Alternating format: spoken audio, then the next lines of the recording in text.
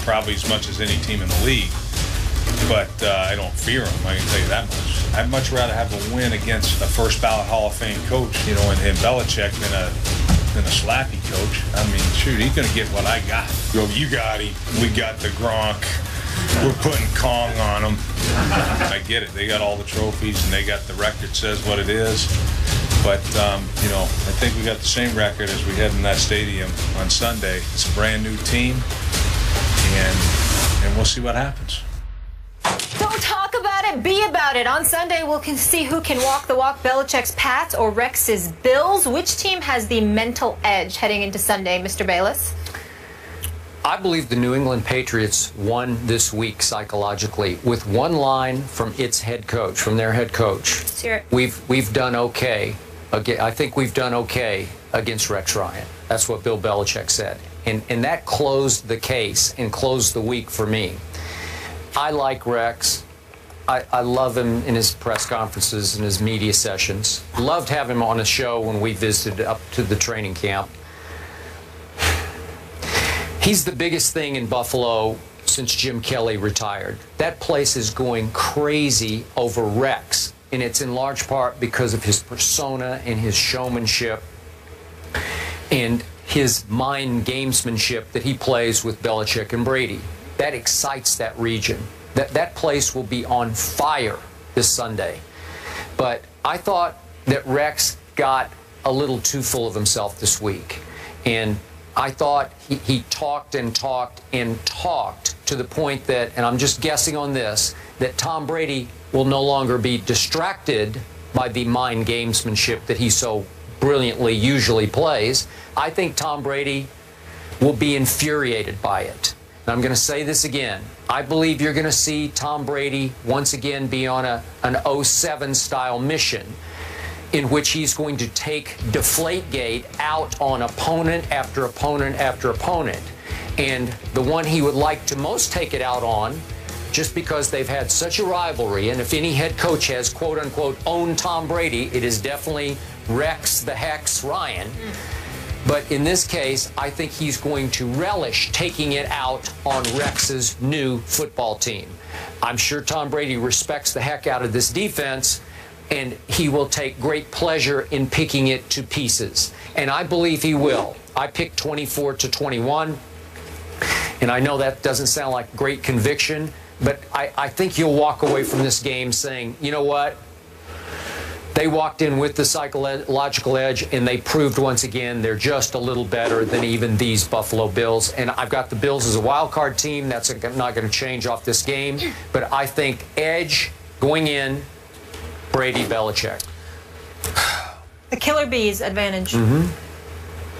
Let's take a moment in all seriousness to dissect and highlight Rex Ryan. The last couple of years in New York, Rex Ryan's act came across as a bit buffoonish.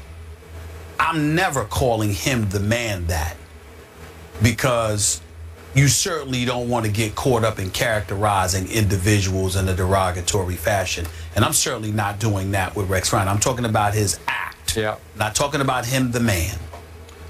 But even though his act came across as a bit buffoonish, it was first validated by him talking the talk and delivering the Jets to 2 consecutive AFC Championship games. Yeah. Now let's fast forward to Buffalo.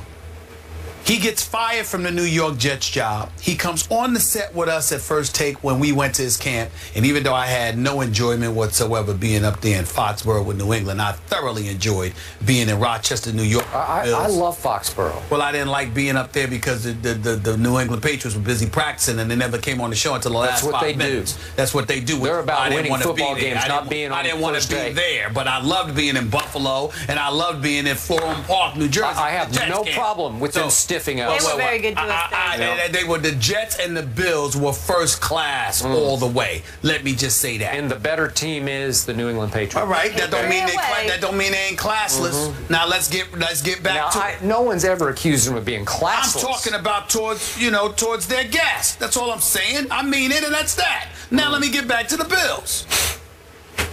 Rex Ryan is talking But damn, did they back it up opening day. They ran the Indianapolis Colts out the stadium. And all I'm saying to you, Skip, is this. Let's give the man credit.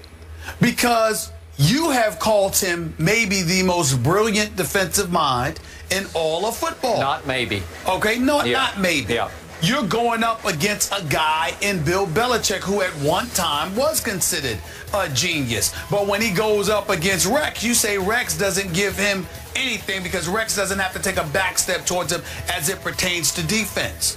All I'm saying is that Rex Ryan has earned the right from a defensive standpoint, particularly when you see the defensive personnel that he has at his disposal with this Bills team.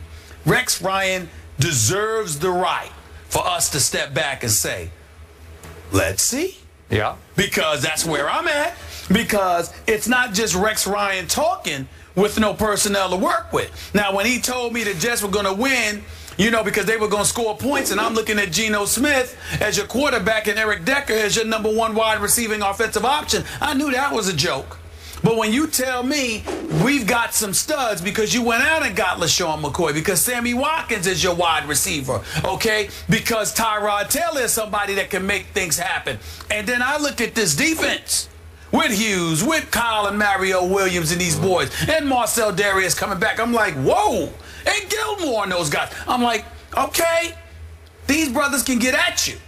And that's all I'm saying. Tom Brady may very well be great.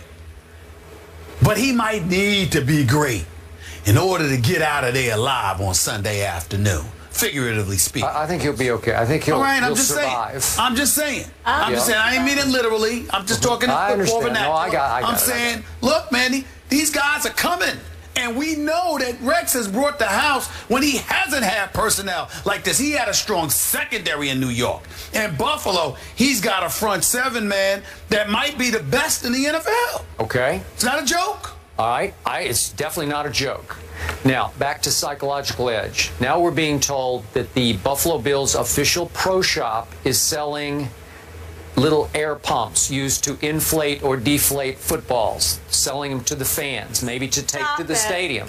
So we're being told. Not a big deal, but I'm telling you it's going to be a deal. I will admit to you.